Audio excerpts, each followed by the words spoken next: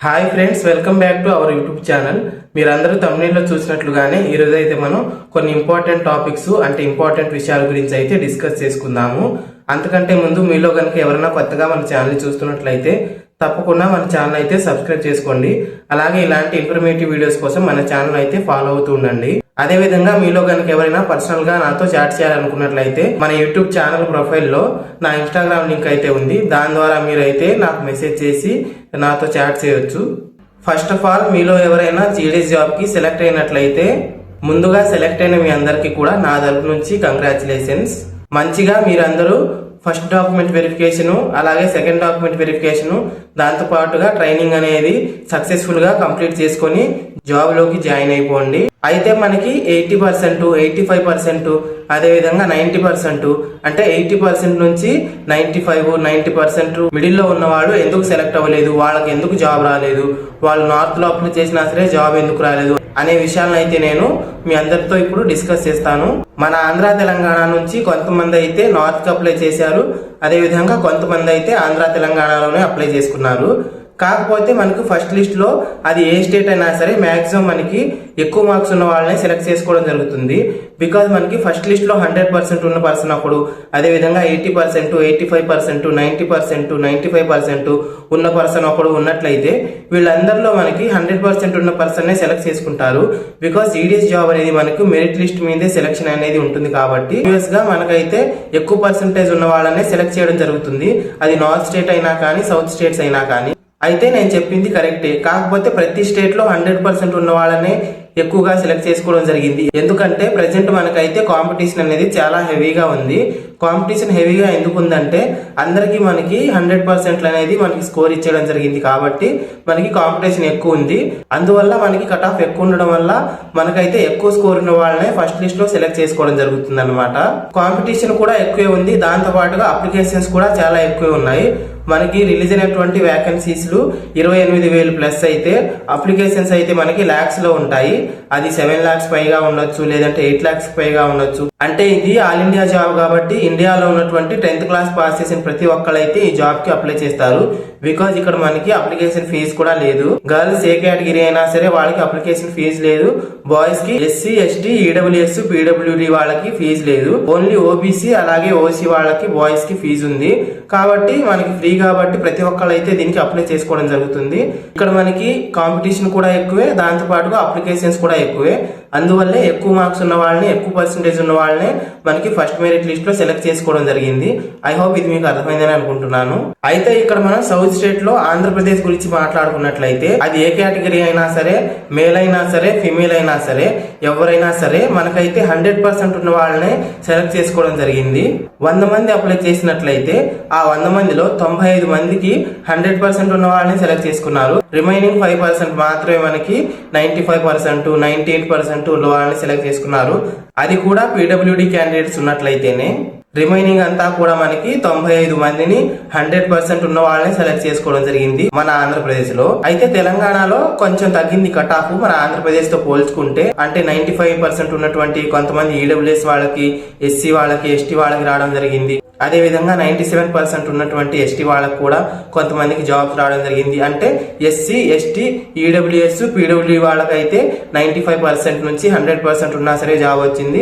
OBC వాళ్ళకి, you're వాళ్ళకైతే 97%, 100% ఉన్న వాళ్ళకి జాబ్ వచ్చింది తెలంగాణలో. అంటే ఇక్కడ మనకి తెలంగాణలో ఆంధ్రప్రదేశ్ తో పోల్చుకుంటే 2 to 3% కట్ ఆఫ్ అనేది తగ్గింది. తెలుగు స్టేట్స్ విషయానికి వచ్చేసినట్లయితే ఇదన్నమాట సంగతి. అయితే ఇప్పుడు నార్త్ స్టేట్స్ గురించి మాట్లాడుకుందాము. నార్త్ స్టేట్ లో మనకైతే సౌత్ స్టేట్ లో ఆంధ్ర తెలంగాణతో పోల్చుకుంటే చాలా మనకి కట్ ఆఫ్ అనేది తగ్గింది. అంటే మనకి ఆంధ్రప్రదేశ్ తెలంగాణలో 97% నుంచి 100% ఉన్న వాళ్ళకి జాబ్ వచ్చింది, అది ఏ కేటగిరీ అయినా సరే. అయితే మనకి నార్త్ స్టేట్ లో 93% నుంచి 100% ఉన్న వాళ్ళకు కూడా జాబ్స్ రావడం జరిగింది. అందులో కూడా కేటగిరీని బట్టి మనకు అక్కడ ఉన్న కట్ ఆఫ్ ని బట్టి, అక్కడ ఆ స్టేట్ లో ఉన్నటువంటి అప్లికేషన్స్ ని బట్టి ఈ కట్ ఆఫ్ అనేది కూడా తగ్గింది. ఎస్సీ ఎస్టీ దాంతో పాటుగా ఈడబ్ల్యూఎస్ పీడబ్ల్యూడి క్యాండిడేట్స్ కి అయితే 93% నుంచి 100% ఉన్న వాళ్ళకైతే చాలా మందికి జాబ్స్ అనేది రావడం జరిగింది మనకి నార్త్ స్టేట్ లో. యువర్ అండ్ ఓబీసీ వాళ్ళకు కూడా 93% నుంచి 100% ఉన్న వాళ్ళకి జాబ్స్ రావడం జరిగింది. అంటే 93% నుంచి 100% ఉన్న వాళ్ళకి ఒక 20% మందికి జాబ్స్ అనేది వచ్చినట్లయితే మనకి 95% నుంచి 100% ఉన్న వాళ్ళకి రిమైనింగ్ 80% కూడా జాబ్ రావడం జరిగింది. ఇలా మనకి నార్త్ స్టేట్ లో తక్కువ మార్క్స్ ఉన్న వాళ్ళు కూడా ఎందుకు సెలెక్ట్ అయ్యారు అన్నట్లయితే, ఫస్ట్ ఆఫ్ ఆల్ మనకైతే నార్త్ స్టేట్ లో కాంపిటీషన్ తక్కువ ఉంటుంది. బికాజ్ నార్త్ లో ఎడ్యుకేటెడ్ పీపుల్స్ చాలా తక్కువ మంది ఉంటారు కాబట్టి ఒకవేళ ఉన్న వాళ్ళకి 60% అలాగే 55% ఉంటుంది కాబట్టి వాళ్ళు ఎక్కువగా అప్లై చేయరు. ఈ రెండు లింక్ అన్నమాట. మనకి అప్లికేషన్స్ తక్కువ ఉన్నట్లయితే కట్ ఆఫ్ అనేది కూడా తగ్గుతూనే వస్తుంది. సో ఇలాగా నార్త్ స్టేట్ లో తక్కువ మార్క్స్ ఉన్నా సరే చాలా మందికి జాబ్ కి సెలెక్ట్ అయ్యారు. ఇలాగే ఇక్కడ కాంపిటీషన్ తక్కువ అలాగే కట్ ఆఫ్ అనేది కూడా తక్కువ అని చెప్పేసి నన్ను చాలా మంది కామెంట్స్ లో అడుగుతూనే ఉన్నారు ప్రీవియస్ గా, అలాగే పర్సనల్ గా మెసేజ్ చేస్తూ అడుగుతున్నా సరే నేను ఆ ప్రతి ఒక్కరికి నేను ఈ లిస్టే చెప్తున్నాను. మీరు ఎంపీలో, యూపీలో, అదే విధంగా బీహార్ లో, ఉత్తరాఖండ్ లో, జార్ఖండ్ లో, దాంతో పాటుగా లాస్ట్ గా ఛత్తీస్గఢ్ లో ట్రై చేయమని నేను ప్రతి ఒక్కరి కామెంట్స్ కి అలాగే ప్రతి ఒక్కరు ఇన్స్టాలో మెసేజ్ చేసిన అందరికీ చెప్తూనే ఉన్నాను. మీరు ఒకసారి ప్రీవియస్ గా వెళ్ళి మీరు చేసిన కామెంట్స్ కి అలాగే మీరు ఇన్స్టాగ్రామ్ లో అడిగిన అడ్వైస్లకి నేనైతే ఫస్ట్ ప్రిఫరెన్స్ ఇవే చెప్పున్నాను. ఈ ఎంపీ, యూపీ, బీహార్, ఉత్తరాఖండ్, జార్ఖండ్, ఛత్తీస్గఢ్. కానీ కొంతమంది ఛత్తీస్గఢ్ దగ్గరలో ఉందని చెప్పేసి ఛత్తీస్గఢ్ లో అప్లై చేసుకున్నారు. అయితే ఛత్తీస్గఢ్ లో ఎంపీతో పోల్చుకుంటే కట్ ఆఫ్ ఎక్కువే ఉంది. అందుకే నేను కొంతమంది ఛత్తీస్గఢ్ లోనే అప్లై చేస్తాం బ్రో అని చెప్తున్నా సరే, మీరు ఛత్తీస్గఢ్ లో అప్లై చేస్తున్నారంటే మీకు హిందీ వచ్చని, ఆ అప్లై చేసేది ఏదో మీరు కొంచెం మధ్యప్రదేశ్లో అప్లై చేసుకోండి, జాబ్ వచ్చే ఛాన్స్ ఎక్కువ ఉంటుంది అని నేను చెప్పినా సరే వాళ్ళైతే వాళ్ళ ఇష్టానుసారంగా ఛత్తీస్గఢ్లోనే అప్లై చేశారు. వాళ్ళు సెలెక్ట్ అవ్వలేదు. నేను చెప్పిన స్టేట్లో అప్లై చేసిన వాళ్ళలో, అంటే అందరికి వచ్చిందని నేను చెప్పను, నేను చెప్పిన వాళ్ళల్లో 100 మందిలో నేను చెప్పిన స్టేట్లో అప్లై చేసుకున్న వాళ్ళకి 10 నుంచి 15 మందికి అయితే జాబ్స్ రావడం జరిగింది. మిగతా వాళ్ళకు కూడా సెకండ్ లేదంటే థర్డ్, ఫోర్త్, ఫిఫ్త్, సిక్స్త్ లిస్ట్లో ఏదో ఒక లిస్ట్లో వస్తుందని నేను అనుకుంటున్నాను.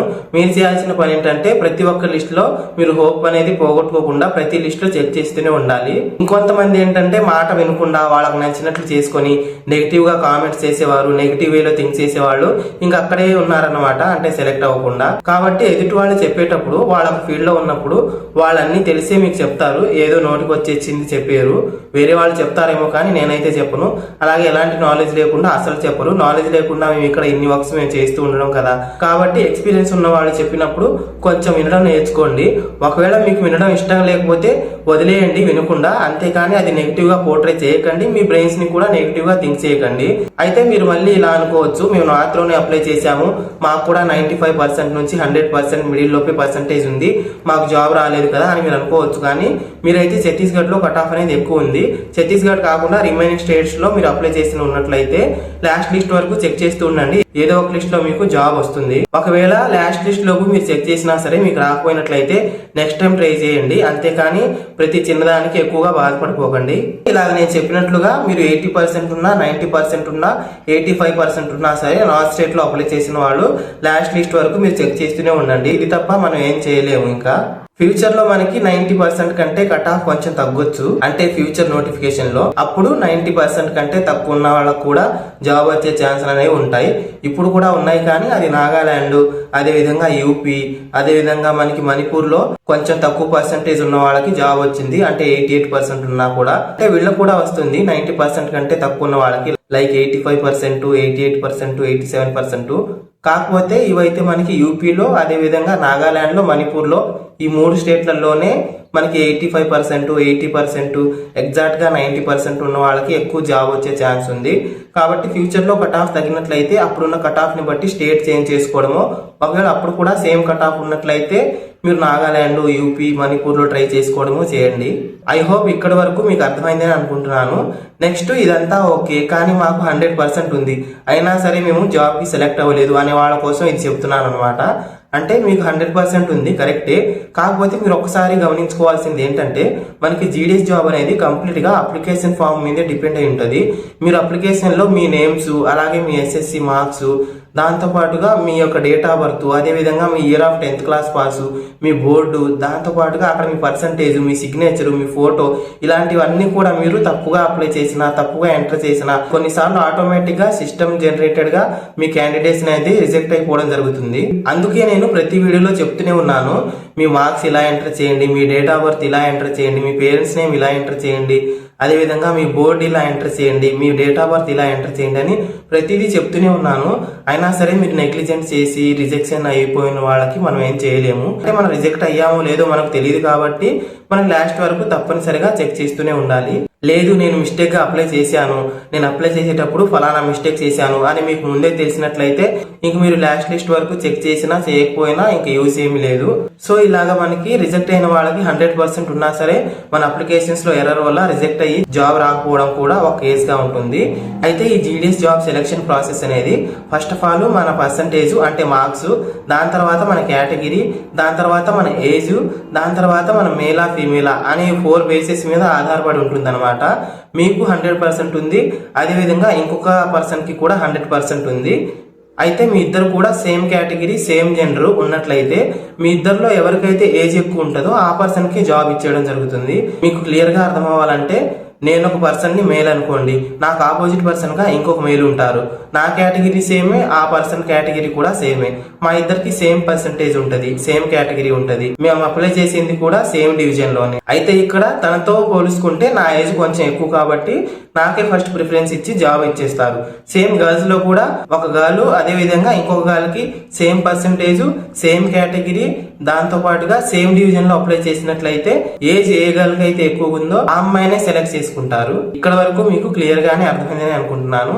నెక్స్ట్ సేమ్ డివిజన్ లో సేమ్ మార్క్స్ తో, సేమ్ కేటగిరీతో, సేమ్ ఏజ్ తో అమ్మాయి అబ్బాయి అప్లై చేసినట్లయితే ఫిమేల్ కోటాలో అది గర్ల్స్ కి ఇచ్చేయడం జరుగుతుంది. సెలక్షన్ ప్రాసెస్ అనేది ఇలా ఉంటుంది.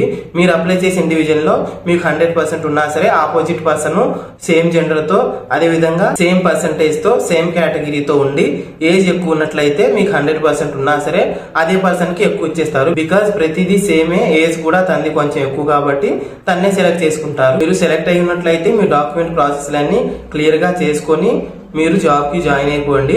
నార్త్ లో జాబ్ వచ్చిన వాళ్ళకి ఎలాగ మనం సర్వైవ్ అవ్వడం, రూమ్స్ ఎలా వెతుక్కోవడం, ప్రాసెస్ ఏంటి, వాట్ ఈస్ వాట్ అని నేను ప్రీవియస్ గా వీడియోస్ చేశాను. ఆ వీడియోస్ లింక్స్ అన్ని కూడా ఈ వీడియో డిస్క్రిప్షన్ లో ఇస్తాను. మీరు అన్ని చూసి క్లారిటీ తెచ్చుకొని జాబ్ కి జాయిన్ అయిపోండి. అయితే అప్లికేషన్ మిస్టేక్స్ ఉండి రిజెక్ట్ అయిన వాళ్ళకి మనం ఏమీ చేయలేము. నా సబ్స్క్రైబర్స్ అందరు కూడా లాస్ట్ లిస్ట్ లోపు ఏదో ఒక లిస్ట్ లో జాబ్ కి సెలెక్ట్ అవ్వాలని నేను కోరుకుంటున్నాను. నెక్స్ట్ ఇంకొక ఇన్ఫర్మేటివ్ వీడియోతో త్వరలో మీ ముందుకు వస్తాను. అంతవరకు సెలవు, బాయ్ బాయ్.